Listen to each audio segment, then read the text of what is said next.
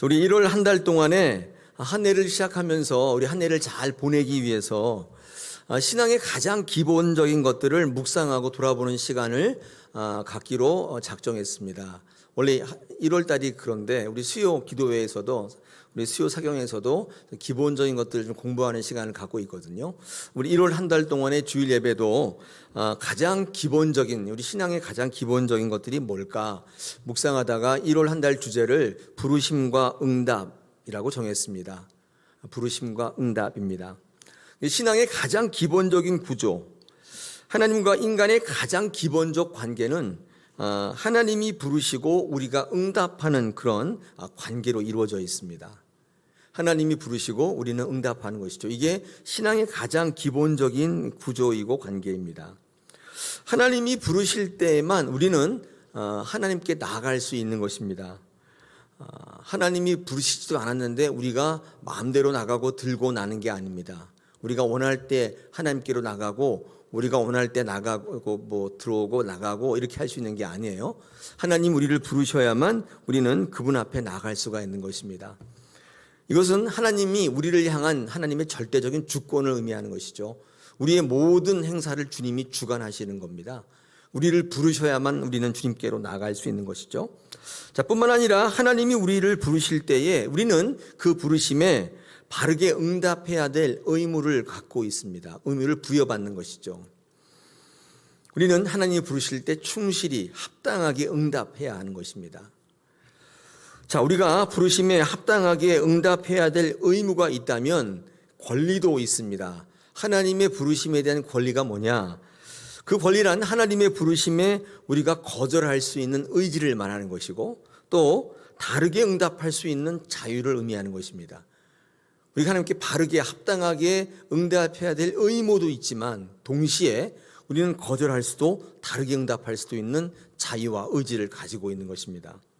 어쨌든 기독교 신앙은 하나님의 부르심과 우리들의 응답이라는 관계 속에서 존재하고 있는 것입니다. 지금도 하나님께서 우리를 부르시고 우리는 그것에 응답해야만 하는 것입니다. 가장 기본적인 얼개죠. 한 해를 믿음 안에서 말씀 안에서 잘 살아가시려면 하나님의 부르심을 들을 수 있어야 되고 그리고 부르심이 있어야만 되고 그 부르심에 대해서 바르게 합당하게 응답하시는 여러분의 자유와 의지가 있어야 되는 것입니다. 지금도 하나님은 끊임없이 우리를 부르고 계시는 줄 믿습니다. 자, 오늘 주시는 본문을 통해서 묵상하고자 하는 두 가지 주제는 이런 겁니다. 하나님이 왜 우리를 부르시나 어떻게 부르시나 또 우리는 거기에 어떻게 합당하게 응답해야 되나 이 두 가지의 묵상의 주제를 가지고 또 같이 말씀을 좀 나누기를 원합니다. 오늘 본문에 니고데모라고 하는 인물이 등장하고 있죠. 오늘 묵상해야 될 인물이 바로 니고데모입니다. 이 니고데모를 어떻게 설명하고 있냐면 우리 오늘 3장 1절에 보니까 유대인의 지도자라고 설명하고 있습니다. 지도자라고 하는 말 앞에 숫자 붙어 있죠. 2번 보이십니까? 그 밑에 줄을 보면 뭐라고 되어 있죠? 네, 산헤들린 공회원 이렇게 설명이 되어 있습니다. 풀이가 되어 있죠. 그러니까 이 니고데모는 누구냐면 유대의 지도자인데 산헤들린 공회원이다.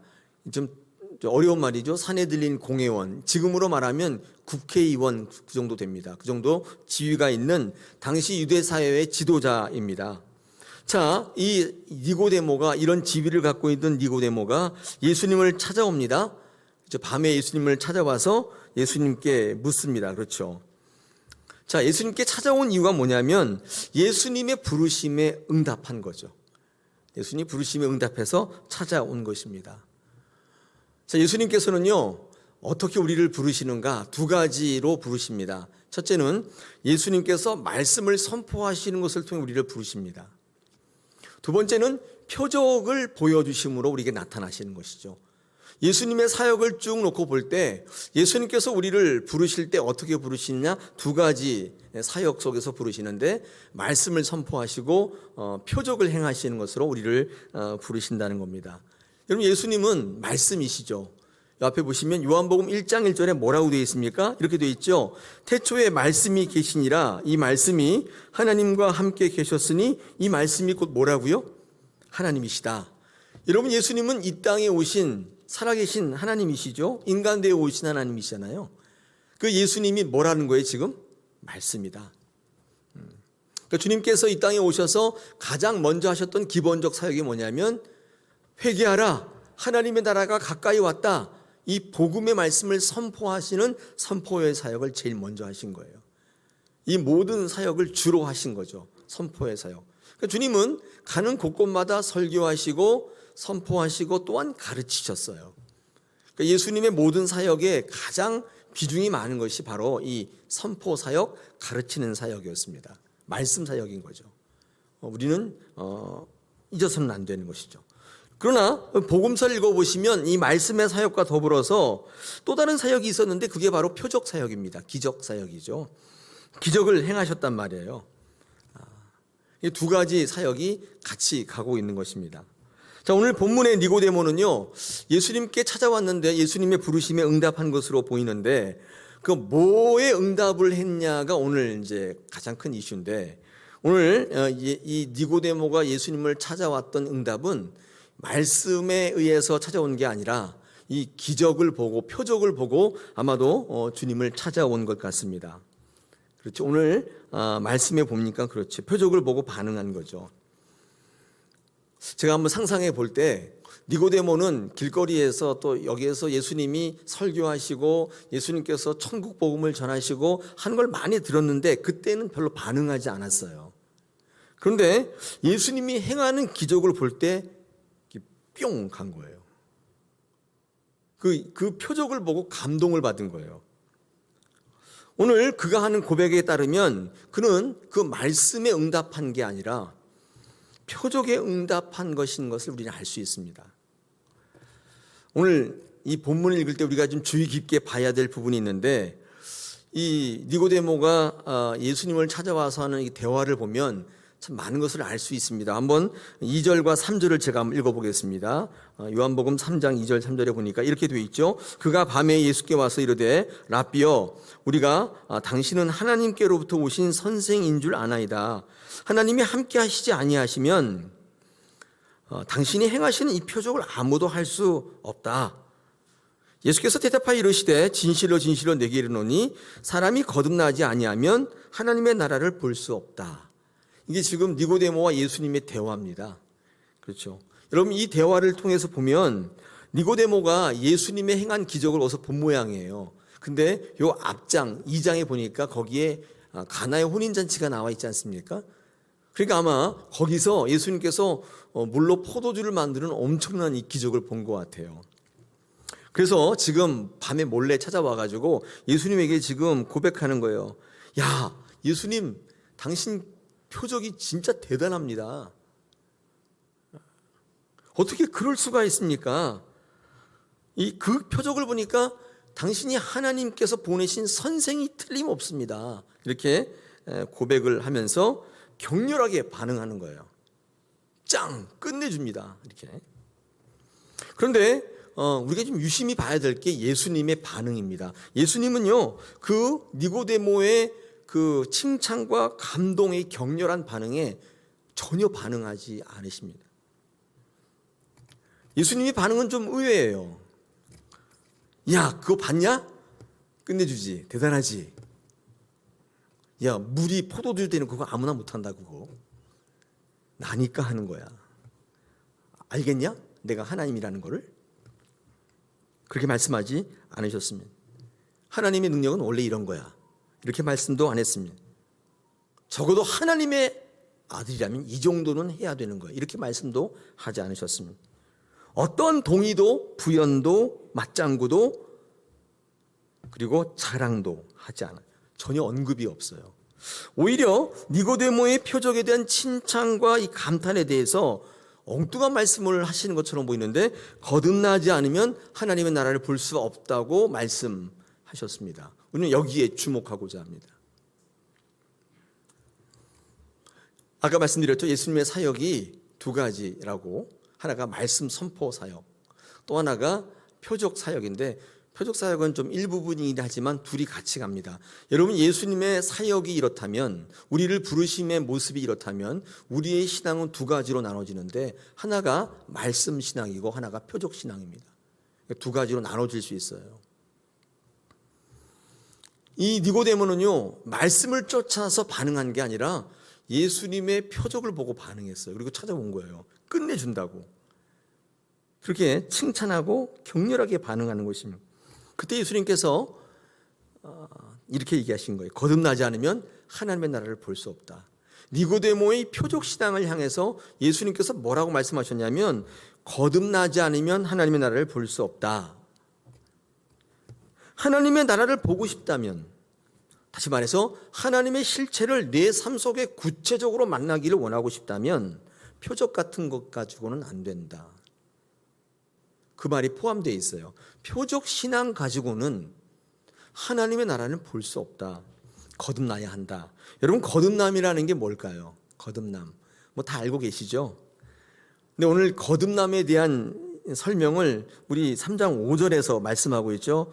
제가 보겠습니다. 예수께서 대답하시되 진실로 진실로 내게 이르노니 사람이 물과 성령으로 나지 아니하면 하나님의 나라에 들어갈 수 없다. 물과 성령이 등장하고 있습니다. 그러니까 거듭남은 뭐냐면 물과 성령으로 변화되는 것을 말씀하는 거예요. 물과 성령으로 변화되는 것을 거듭남이라고 합니다. 뭐라고요? 뭐와 뭐로 변화된다고요? 네. 마음이 좀 고향에 가 계세요? 네. 물과 성령으로 거듭나는 것입니다. 거듭나려면 두 가지가 필요한데 물과 성령이 필요하다고 말씀하시는 거예요. 좀 설명을 한번 들어보십시오. 이 사람이 육신이 태어나려면요, 남자와 여자가 필요합니다. 그런데 이 영이 태어나려면 물과 성령이 필요하다, 그 말씀이에요. 여러분, 인간에게는요, 육적인 탄생이 있고 영적 탄생이 있는데, 인간은 1차적으로 육신으로 태어납니다. 그 이후에 우리의 영혼이 새롭게 거듭납니다. 이걸 2차 탄생이죠. 여러분, 육신이 태어났다고 해서 영적으로 생명을 얻는 건 아닙니다. 왜냐하면 우리는 본질적으로 진노의 자녀이며 죄악된 존재이며 악한 존재예요. 육신이 그렇게 태어났는데 이후에 거듭남, 다시 말해서 물과 성령을 통해 여러분의 영이 새롭게 태어나는 것입니다. 그게 거듭난다는 뜻이에요. 여러분, 물은 말씀이고 그 다음에 성령은 하나님의 이끄심이에요. 물은 성경에서 거의 다 말씀으로 쓰이고 있죠. 성령은 말씀의 영이기 때문에 사실 물과 성령은 같은 단어예요. 표적 신앙을 가지고 와서 당신 끝내준다고 감탄하는 니고데모에게 미안한데 너 그 신앙 가지고는 하나님 나라를 볼 수 없다. 말씀이 아니고서는 안 된다. 내 영혼이 말씀과 성령의 이끄심으로 변화되지 않고는 하나님의 나라를 볼 수 없다. 이렇게 말씀하신 거예요.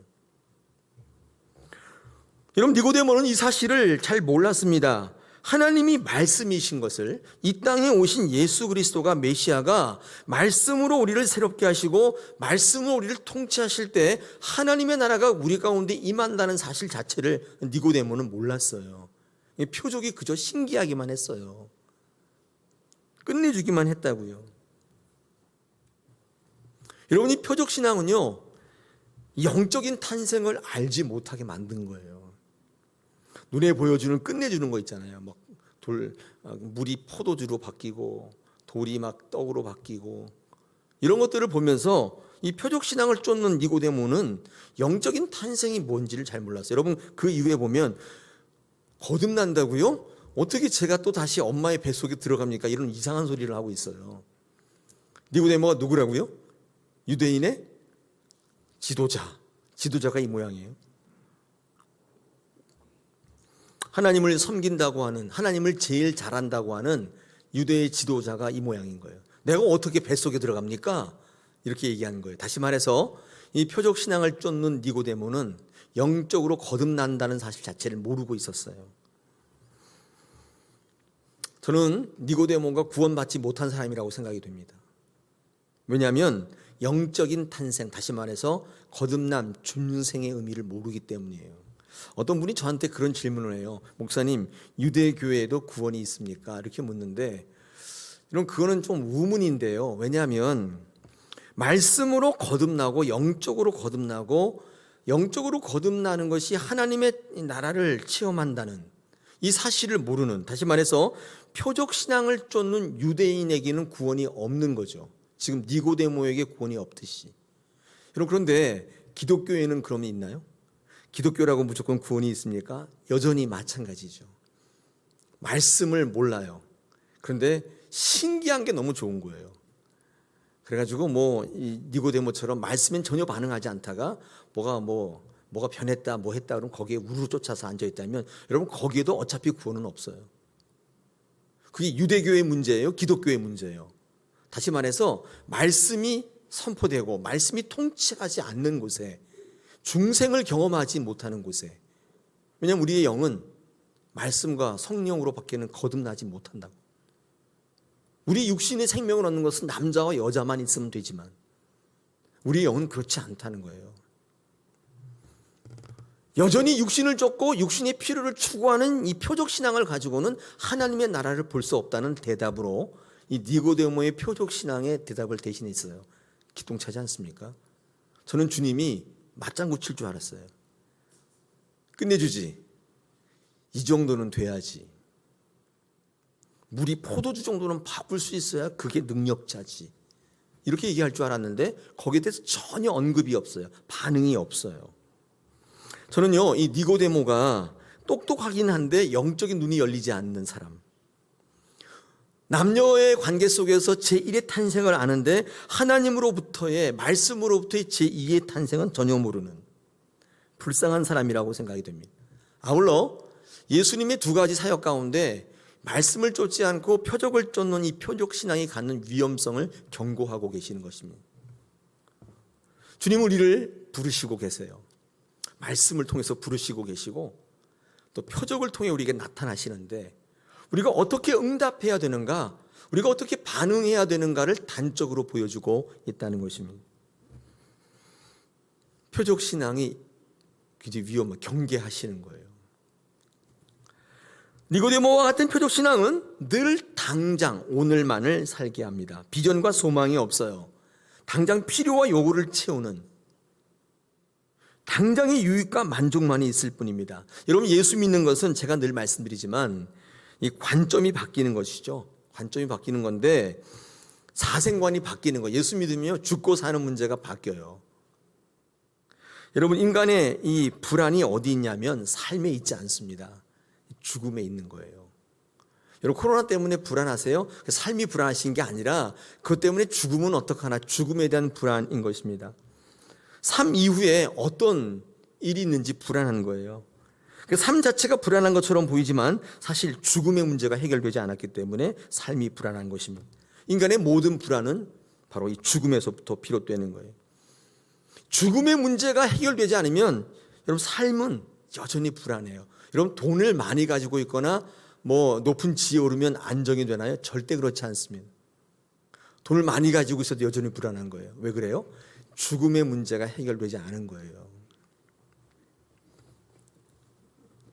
그래서 이 삶이 이 비굴한 것은 죽음이 두렵기 때문인 거예요. 이것도 하고 저것도 하고 죽는다고 그러니까 여기 붙었다가 저기 붙었다가, 그러니까 다 그렇게 하는 거예요. 죽음의 문제로부터 완전히 자유로우면 삶이 끝내주는 거예요. 여러분, 예수를 잘 믿게 되면 그래서 사생관이 바뀌는 거예요. 여러분, 정말 좋은 교회는 이런 교회예요. 죽음의 의미를 잘 설명해 주는 거예요. 하나님 안에 있을 때 죽음이 또 다른 하나님의 영생이라는 사실을 알려주는 교회예요. 살아있을 때 잘 된다고 그래서 기적 보여주고 표적 보여주는 교회, 여러분, 좋은 교회가 아니라 여러분에게 영생과 영원한 소망을 보여주는 것입니다. 거기가 바로 좋은 교회죠. 그래서 부활과 영생의 소망이 너무 중요한 것입니다. 영원한 세계로부터 영원한 것을 바라볼 수 있도록 인간은 설계됐습니다. 처음 만들 때. 그래서 영혼을 잃어버리면 절대로 이 현실의 문제를 통해 만족할 수 없는 게 인간이에요. 영원성을 잃어버렸는데 돈 많이 벌었다고 안정되냐? 절대 그렇지 않습니다. 부자들이 더 불안해하잖아요. 더 자살 많이 합니다. 거지는 절대 자살 안 해요. 왜요? 하루 세 끼 먹어야 될 목표가 확실해요. 그걸 완수해야 되기 때문에 죽을 겨를이 없어요. 근데 3끼 아니라 10끼, 100끼를 마련하고 있는 부자들은 불안해요. 만족이 안 돼요. 돈만 있으면 만족될 것 같았는데 안 된단 말이죠. 그래서 늘 표적을 쫓았어요. 늘 만족을 쫓았어요. 안 되는 거예요. 우리는 영원을 사모하도록 만들어진 존재인 것입니다. 이런 믿지 않는 분들이 하나님 없다고 그러고 천국 없다고 그러죠.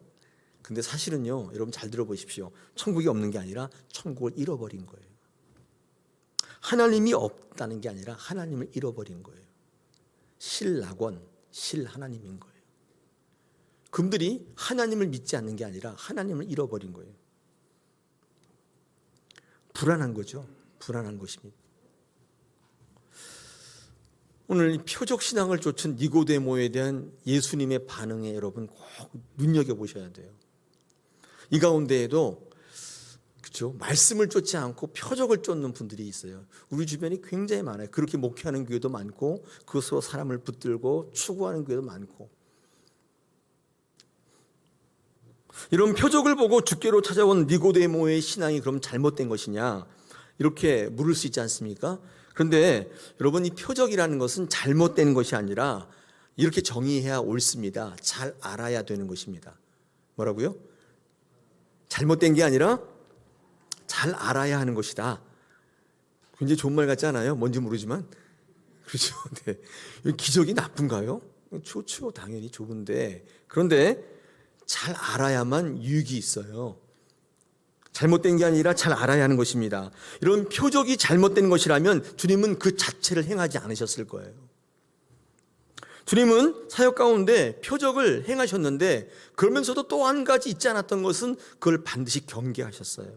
왜 그렇습니까? 잘 모른다면 그것이 주는 위험성과 폐해가 심각하기 때문에 그렇습니다. 결론적으로 말씀드리면 표적신앙은 예수님의 사역 가운데 같이 있었는데 말씀과 더불어 갈 때 그 능력이 나타나는 것이지, 말씀이 사라진 이후에 표적은 굉장히 위험한 것입니다. 예수님께서 표적 사역을 하신 이유 중에 하나는 그래서 말씀을 증거하시기 위함이었어요. 말씀을 증거하는데 못 알아먹어요. 못 알아들어요. 무슨 얘기인지 몰라요. 하나님의 나라를 자꾸 증거하는데 그게 뭐예요? 그리고 멍하니 앉아 있어요. 그러니까 주님께서 하나님의 나라 뭔지 모르겠냐? 이런 거야. 아픔이 없는 거야. 그래서 앉은 병이는 이렇게 세워버려요. 사람들이 그전에는 막 졸리다가 갑자기 앉은 병이 일어나니까 눈이 번쩍 뜨이는 거죠. 그래서 하나님의 나라가 뭔지를 까먹어버리고 앉은 병에 일어난 것만 기억하는 거, 굉장히 위험한 겁니다. 이게 항상 경계하세요. 표적을 보여주니까 그때서야 비로소 알겠다는 거예요. 만약에 표적을 보여주고 주지 않아도 알았다면 안 보여주셨을 거예요. 우리의 심령은 그만큼 악해요. 보이지 않으면 잘 믿질 않는 거예요.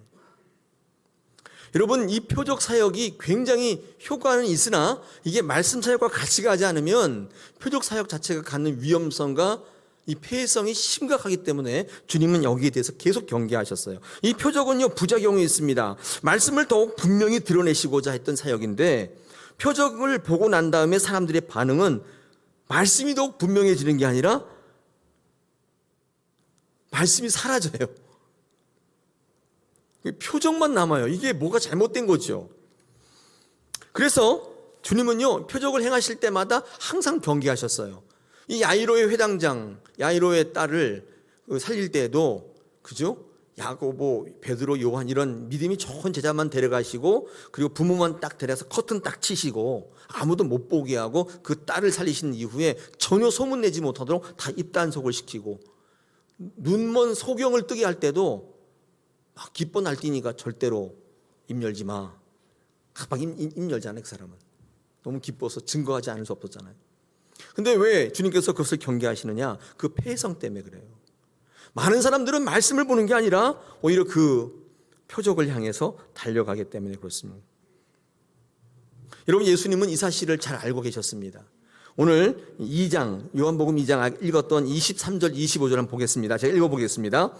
6월절에 예수께서 예루살렘에 계시니 많은 사람이 그 행하시는 표적을 보고 그의 이름을 믿었다고 돼 있죠. 24절, 예수는 그의 몸을 그들에게 의탁하지 아니하셨으니 이는 친히 모든 사람을 아심이요. 25절 또 사람에게 대하여 누구의 증언도 받으실 필요가 없었으니 이는 그가 친히 사람의 속에 있는 것을 아셨습니다. 이게 무슨 말일까요?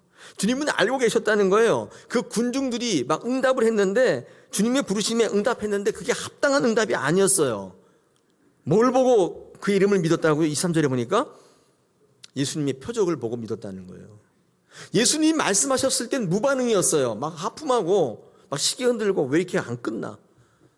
그랬는데 갑자기 표적을 보여주니까 분위기가 확 달라진 거예요. 여러분들 그런 모습을 보시면서 예수님이 뭐라고 말씀하시냐면 이렇게 말씀하셨어요. 그 군중들의 마음속에 무엇이 있는지 무엇을 의도하는지 다 알고 계셨다. 저들이 나를 믿는 게 아니란 사실을 알고 있었다는 거예요. 그들이 예수님의 말씀에 신뢰하지 않았듯이 예수님도 자신의 몸을 그들에게 맡기지 않으셨대요. 그들의 속에 뭐가 있는지를 다 알고 계셨다는 것입니다. 여러분의 지금 속에 뭐가 있는지 다 알고 계신다는 거예요. 이 명절에 연휴에 성경책 들고 교회 오신 거 정말 잘하신 선택입니다. 근데 여러분 마음속에 뭐가 들어앉아 있는지를 주님은 다 알고 계신다는 거예요. 여러분이 말씀으로 주님을 신뢰하지 않는다면 주님도 여러분을 신뢰하지 않는다는 것입니다. 김동호 목사가 뭘 보여주길 원하신다면, 그렇죠? 그걸 보고 여기 왔다면, 저는 아무것도 안 보여주기 때문에 아무도 안 오잖아요. 그런가요? 뭘 보여주겠다는 교회는 차고 넘칩니다. 의리의리합니다. 근데 그렇지 않은 교회는 없어요, 사람이. 오늘날 만약에 목사님, 예수님이 목회하신다면 어떻게 하셨을까? 가끔 그런 생각을 해봅니다. 여러분, 이런 주님의 생각은 요한복음에만 나타나 있는 게 아닙니다. 마태복음 12장으로 한번 가보겠습니다. 앞에 보세요. 38절 39절에서 이렇게 얘기합니다. 그때 서기관과 바리새인 중 몇 사람이 말하되 선생님이여 우리에게 표적을 보여주시기를 원하나이다. 예수께서 대답하여 이르시되 악하고 음란한 세대가 표적을 구하나 요나의 선지자 요나의 표적 외에는 보여줄 표적이 없다.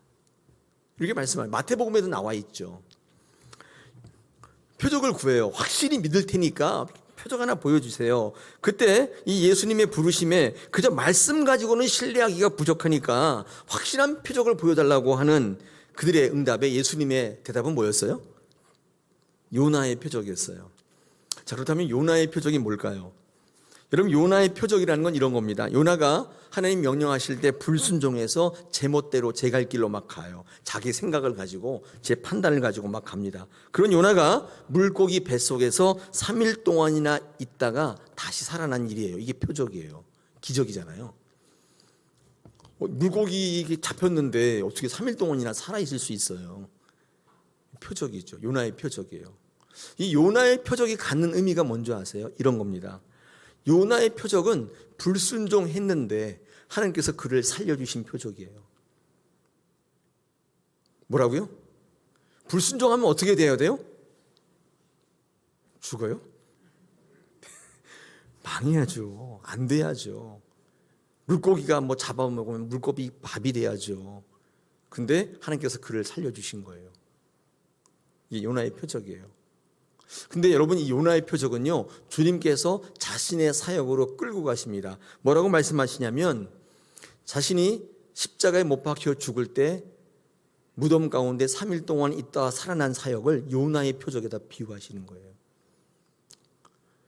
많은 사람들이 불순종해서 예수님을 십자가에 못 박아 죽였지만 예수님은 죽기까지 복종하심으로 십자가를 지실 때 그때 어떤 사건이 일어나요? 여러분들을 구원하는 놀라운 사건이 일어났다, 그 말이에요. 요나의 표적과 예수님의 표적은 똑같은데 순종의 메시지가 그 안에 있어요. 능력을 요구하고 표적을 요구하는 너희들에게 내가 줄 메시지는 하나다. 순종해야 한다. 순종하는 것이 기적인 것을 알게 될 것이다. 이렇게 말씀하신 거예요. 순종이 가장 큰 기적이라는 메시지를 우리에게 남기고 있는 것입니다. 여러분 사도 바울도 마찬가지입니다. 고린도전서 1장 22절 23절에서 유대인은 표적을 구하고 헬라인은 지혜를 찾으나 우리는 십자가에 못 박힌 그리스도를 전한다. 이렇게 되어 있습니다. 유대인은 뭘 구해요? 표적을 구한다. 그들은 매일 기적을 구해요. 뭔가 이렇게 보여달라는 거, 그럼 안 믿겠다는 거예요. 그러나 우리는 십자가에 못 박힌 예수 그리스도를 구한다. 십자가는 뭐냐면요, 말씀의 총체적인 것입니다. 예수 그리스도의 십자가는요, 순종의 절정점인 거예요. 기독교 신앙에서 말씀은 순종의 절정이에요. 십자가는 말씀을 의미하는 것이고 순종을 의미하는 것입니다. 사도 바울은 뭐라고 얘기했냐면 너희는 표적 신앙을 구하지만 내가 전하는 것은 말씀 신앙이다. 말씀이 가장 큰 기적인 것을 너희가 알아야만 하나님을 볼 수 있다. 여러분, 주님은 우리를 왜 부르시냐면요, 하나님을 바라보게 하시기 위함입니다. 불러서 하나님을 보게 하세요. 우리와 함께 계시고자 하는 것입니다. 여러분, 우리가 예수님의 부르심에 합당하게 응답해서 하나님을 바라보게 될 때 어떤 유익이 있냐면요, 그때 비로소 우리의 한계를 발견하게 됩니다. 그전에는 잘 몰라요, 내가 한계 있는 존재인지. 근데 하나님을 바라보게 될 때 그때 얼마나 내가 보잘것없는지 나를 발견하게 되고, 얼마나 내가 욕심이 많은지를 발견하게 되고, 내가 얼마나 순수하지 못한지를 발견하게 되는 것입니다. 그래서 바뀌고 싶어져요. 바뀌고 싶어져요. 그래서 하나님을 닮아가고 싶어지는 것입니다. 그래서 옛 사람으로부터 해방되기를 원해요. 그게 하나님을 바라볼 때 얻는 유익이에요. 우리 1층 멋지게 리모델링 하지 않았습니까? 그렇죠. 그래서 우리 교회를 구경 오시는 목사님들이 한번 구경해 보시고 난 다음에 나도 뭔가 바꿔야 되지 않나 그런 생각을 하게 된대요. 네, 그렇죠. 이게 멋진 걸 보고 나니까 누추한 자신을 발견하게 되는 거예요. 여러분, 하나님을 만나지 아니하고는요, 여러분이 얼마나 보잘것없고 형편없는지를 잘 몰라요.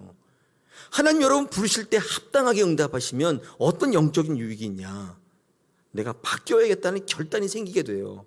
옛 자아로부터, 옛 사람으로부터 해방되어야겠다고 생각이 돼요. 여러분, 이것이 신앙이 주는 합당한 그림이에요. 이게 진짜 신앙이 주는 유익이라고요. 말씀 신앙이 주는 유익이에요. 말씀 신앙은 이처럼 변화의 즐거움과 기쁨과 환희가 있습니다. 자격지심으로부터, 열등감으로부터, 상처로부터 여러분을 해방시켜요. 그 안에 평안과 생명이 있는 거예요. 그러나 표적신앙은 잘못 구하면 하나님을 바라보는 게 아니에요. 자기를 바라보게 만들어요. 자기를 추구하게 만들고, 자기의 한계를 발견하기보다는, 변화를 추구하기보다는 당장의 유익으로 그 모든 것들을 덮어버려요. 그래서 지금 내가 중요한 것이고 당장을 살게 만들어요. 변화시키고 성숙하기보다는 못난 나를 더욱 고착시켜요. 이게 표적신앙이에요. 당장이 좋으면 되는 거예요.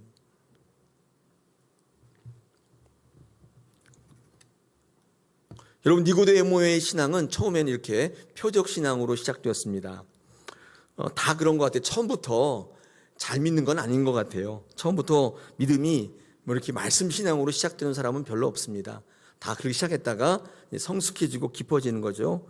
근데 이 니고데모의 신앙은요, 이 표적 신앙으로 끝나는 게 아니라 나중에 십자가 신앙으로 바뀌어요. 니고데모가 여기에만 나오는 거 아닙니다. 요한복음 19장에 또 나와요. 그때는요, 완전히 달라져 있어요. 여러분, 니고데모가 완전히 중생을 체험한 인생으로 변화되는데, 여러분, 그것은 표적 때문이 아니에요. 십자가에 달리신 예수를 만났을 때 그는 완전히 바뀌는 거예요.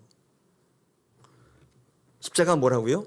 말씀의 총체적인 모습이에요. 순종의 최고점이에요. 그 십자가에 달리신 예수님을 만났을 때, 예전에 길거리에서 오병이어의 기적, 가나의 혼인잔치 봤을 때도 바뀌지 않았던 그가, 밤에 몰래 찾아와서 주님께 물었던 그가 자기 신앙을 공개적으로 선포하는 일이 발생하는 것입니다. 여러분을 바꾸는 건 뭐라고요? 표적이 아닌 거예요. 말씀인 거예요. 그래서 확신으로 이어지게 되는 것입니다. 공개적으로 신앙을 선포해요. 산헤드린 공의원이 잘릴지도 모르는데 아니 유대교회 랍비가 나 예수님 믿겠다고 공개적으로 선포하는 거예요. 여러분 이런 결단과 용기가 어디서 나느냐? 기적을 보았기 때문이 아니에요. 십자가에 달리신 예수 그리스도를 만났을 때 가능한 것입니다.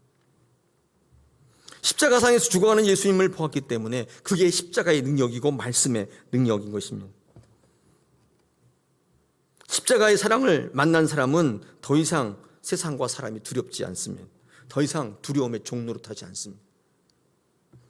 주님의 십자가의 부르심, 초청, 주의 말씀으로부터의 초청은 지금도 계속 선포되고 있어요. 오늘 요한복음 3장 2절에 보니까 우리가 당신은 하나님께로부터 온 선생인 줄 안다. 이런 부분도 참 묵상거리인데 여러분 그 표적신앙을 갖고 있는 사람은 믿는다고 얘기하지 않습니다. 안다고 얘기해요. 니고데모는 믿음의 사람이 아니라 인식의 사람이에요. 여러분 세상 사람들은 예수님은 압니다. 안다고 해요. 그러나 믿지는 않습니다. 믿는 것과 아는 것이 하나가 되어야 한다고 그러죠. 에베소서 4장 13절에 이게 하나가 될 때 장성한 분량에 이른다. 세상에 요동치지 않게 된다.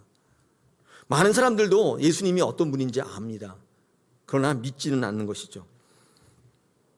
니고데모는 아직 인식의 단계에 있는 분입니다. 어쩌면 저와 여러분이 아직 그럴지도 모르겠어요. 또 하나의 니고데모일지 모르겠어요. 알기는 뭐 바삭하게 아는데 믿는 것까지는 조금.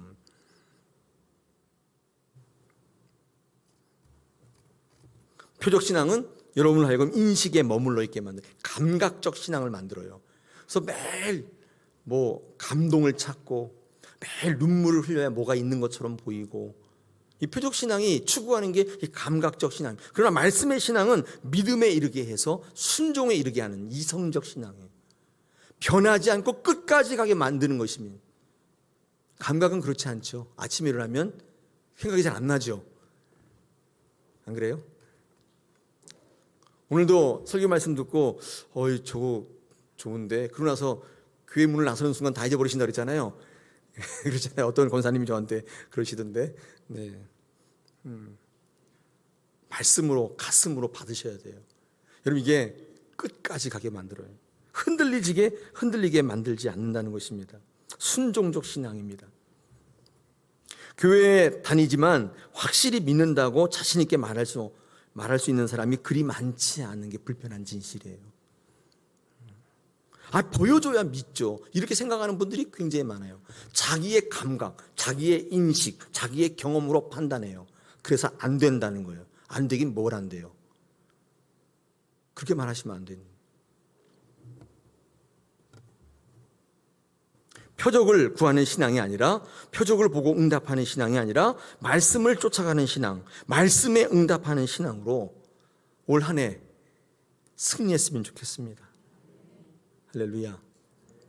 부르심과 응답 설교 마치겠습니다.